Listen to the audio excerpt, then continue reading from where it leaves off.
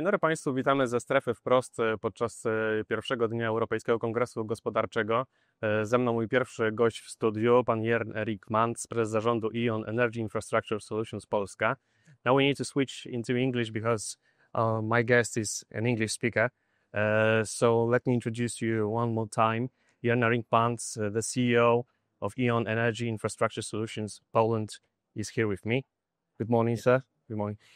You're right after the debate, Green and Warm, when you were talking about decarbonizing energy sector and heat production sector. And I wonder whether this question was asked because you at EON Poland own nearly 600 kilometers of heat network. And how is it important to modernize the network in order to decarbonize the whole sector? First of all, we are a small player in the Polish hemisphere with about, as you said, 600 kilometers and 30 cities that we supply. It's not the biggest cities that we supply. So the biggest one is Szczecin, but there are much smaller cities that we supply. Like Szklarska, like Słubice, like Skorzelec, Słubice, like Chojnice. So the main challenge is, I think, in the district heating sector of the mid-size and smaller cities. Mm-hmm. Poland has about 400 district heating companies and supply areas, and out of which only 20% or less than 20% are energy efficient. Okay. So decarbonization is not so much a thing that you want to do because you want to decarbonize, but it's something that is pretty much forced to these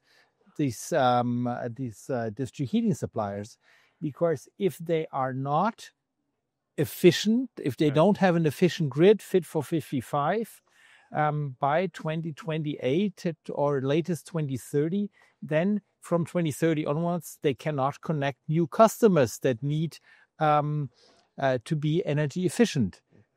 They have to admit any external supplier that has an efficient source into their grids.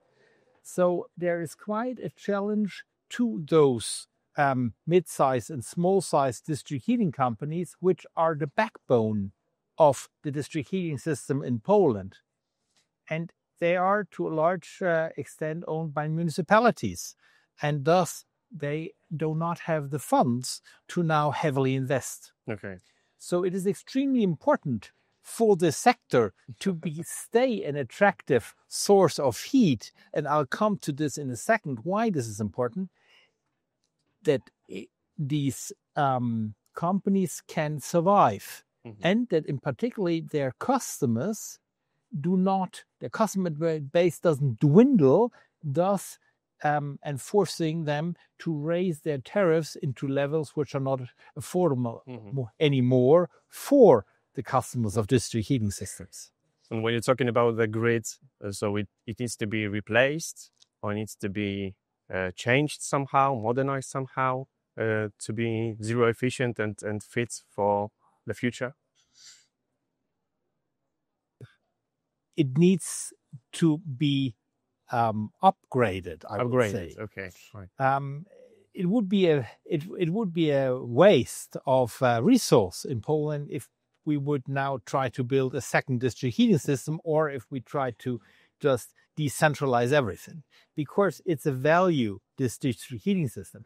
And if we look to other countries in Europe, like Germany, they're now trying with their Wärmeenergieplan to connect new customers to the existing district heating grids. They try to expand the district heating grid because the German government recognized that to decarbonize the heating sector by just individual funding becomes too expensive and cannot be digested by the local craftsmanship, because there's not enough craftsmen to do all the heat pumps and the PV on the top and the battery in the basement. Okay.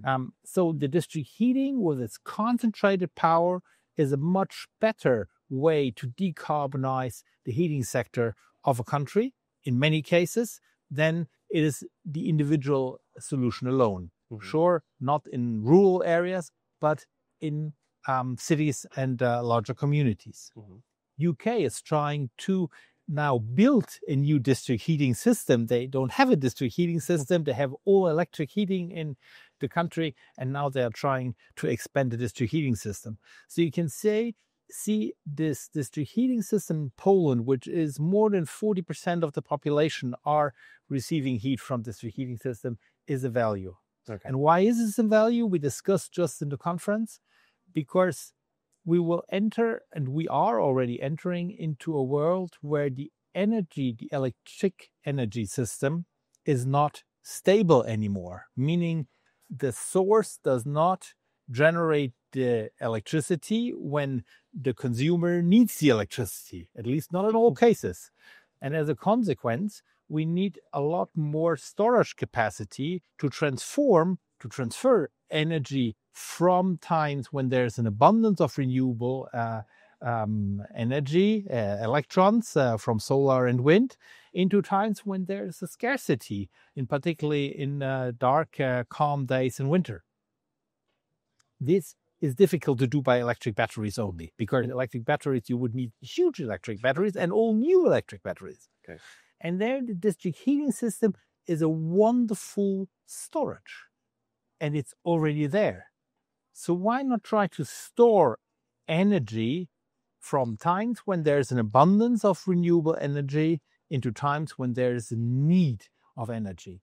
And as this is normally the wintertime, so using the district heating system, which its storage capacity to feed in heat from abundant electricity in the summertime, store it, and then have it at times when it is needed, particularly in the interim. Okay. This is quite a strong, let's say, element in the modern new renewable-based energy system, as you are also building in Poland. Yeah. If we take a look at E.ON globally, because it's a huge company operating at many European markets, Germany, of course, UK, Scandinavia. So do you take your experience from Western countries and transfer it somehow to Poland?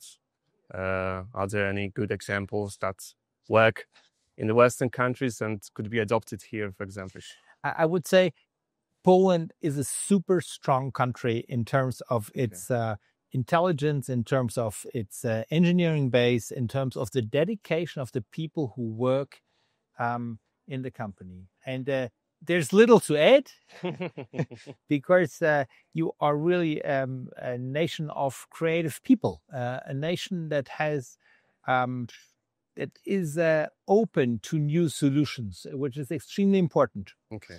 But this is actually the only little thing that we maybe can contribute as an E.ON, apart from money to invest, is the knowledge from other areas in Europe where we have already implemented certain technologies, like, for instance, low energy district heating grids. We run a number of low energy district heating grids in Sweden, in Germany, in the UK, called EKG.